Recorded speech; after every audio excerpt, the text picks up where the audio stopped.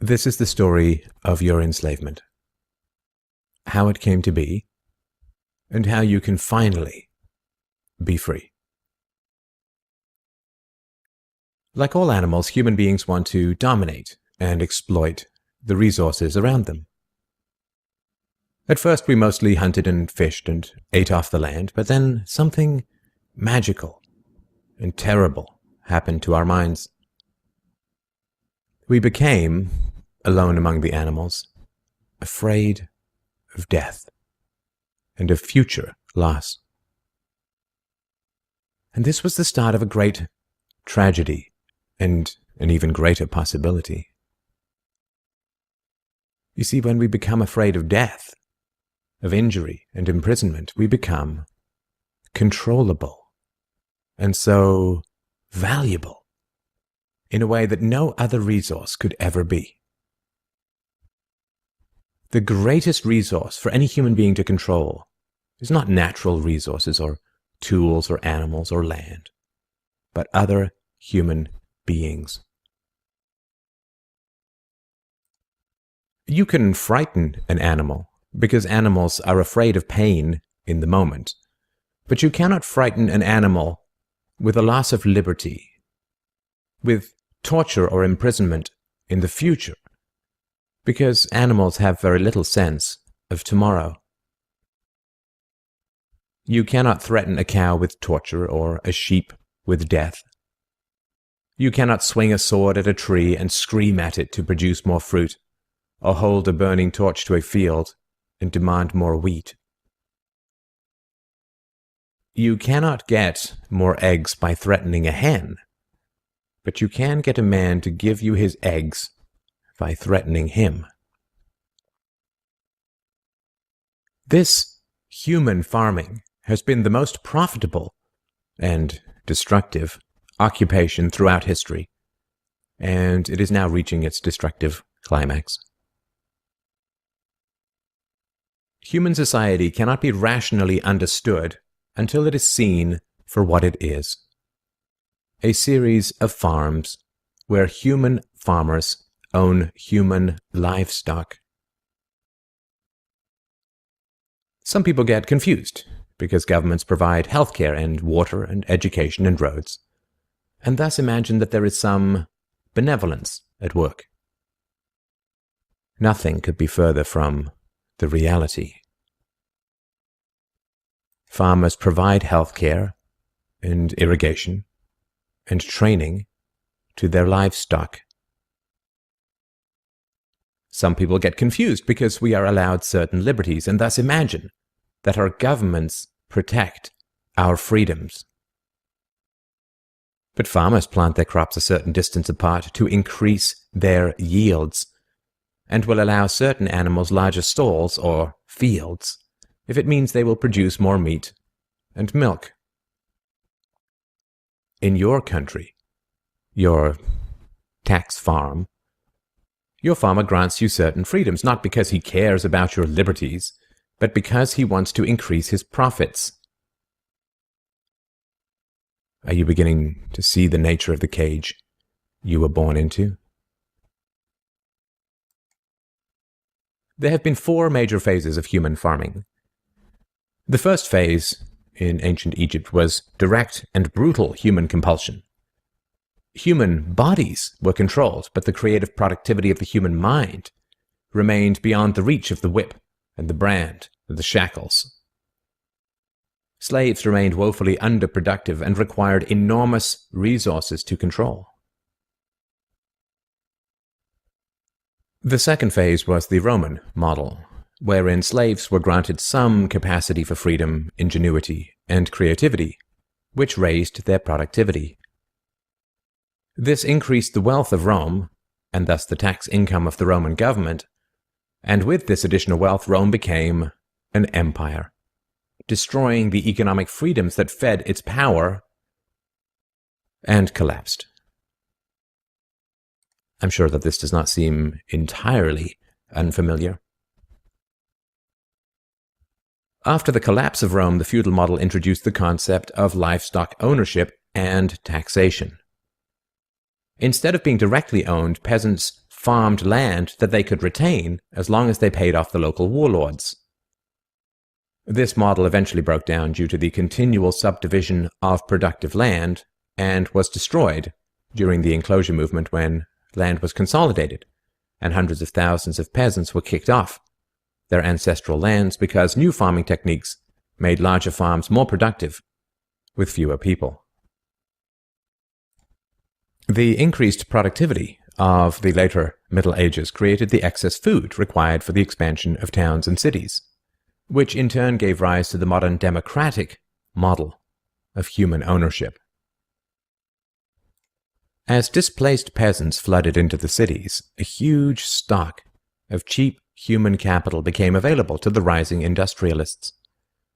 And the ruling class of human farmers quickly realized that they could make more money by letting their livestock choose their own occupations.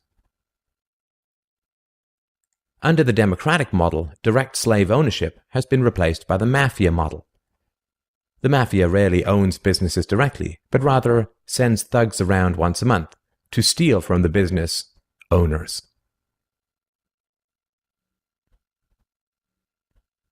You are now allowed to choose your own occupation, which raises your productivity, and thus the taxes you can pay to your masters. Value this time in your life, kids, because this is the time in your life when you still have your choices. And it goes by so fast. When you're a teenager, you think you can do anything, and you do.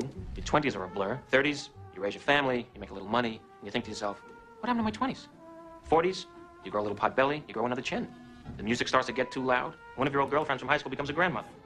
50s, you have a minor surgery. You'll call it a procedure, but it's a surgery.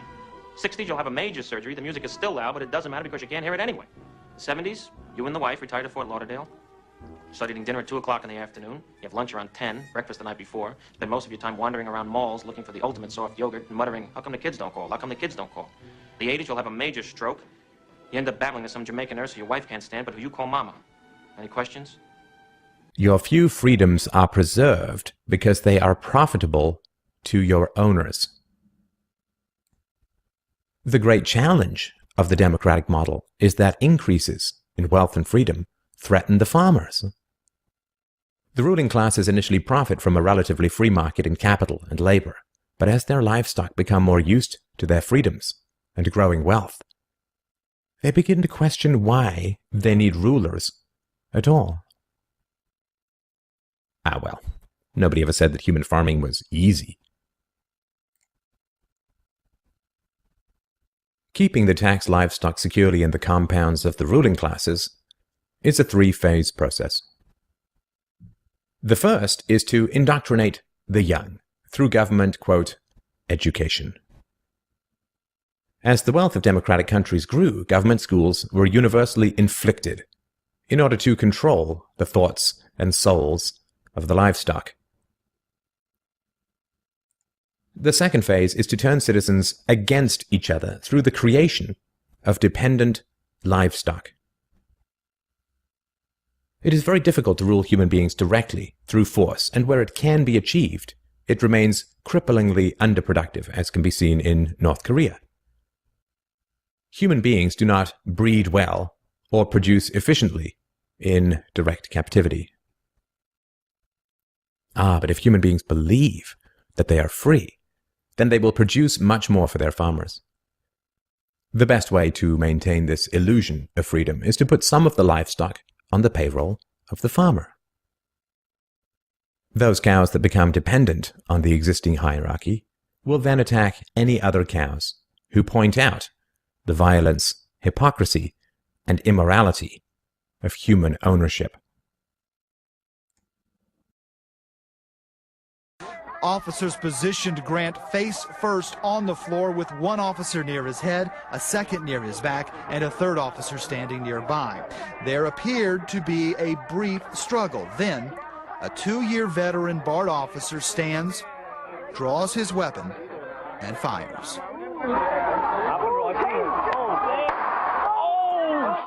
Freedom is slavery, and slavery is freedom. If you can get the cows to attack each other whenever anybody brings up the reality of their situation, then you don't have to spend nearly as much controlling them directly. Those cows who become dependent upon the stolen largesse of the farmer will violently oppose any questioning of the virtue of human ownership, and the intellectual and artistic classes, always and forever dependent upon the farmers, will say to anyone who demands freedom from ownership, "You will harm your fellow cows." The livestock are thus kept enclosed by shifting the moral responsibility for the destructiveness of the violent system to those who demand real freedom. The third phase is to invent continual external threats so that the frightened livestock cling to the protection of the farmers. This system of human farming is now nearing its end. The terrible tragedies of modern Western economic systems has occurred not in spite of, but because of past economic freedoms. The massive increases in Western wealth throughout the 19th century resulted from economic freedoms. And it was this very increase in wealth that fed the size and power of the state. Whenever the livestock become exponentially more productive, you get a corresponding increase in the number of farmers and their dependents. The growth of the state is always proportional to the preceding economic freedoms. Economic freedoms create wealth, and the wealth attracts more thieves and political parasites, whose greed then destroys the economic freedoms. In other words, freedom metastasizes the cancer of the state. The government that starts off the smallest will always end up the largest. This is why there can be no viable and sustainable alternative to a truly free and peaceful society. A society without political rulers, without human ownership, without the violence of taxation and statism. To be truly free is both very easy and very hard. We avoid the horror of our enslavement because it is so painful to see it directly. We dance around the endless violence of our dying system because we fear the attacks of our fellow livestock. But we can only be kept in the cages we refuse to see. Wake up. To see the farm is to leave it.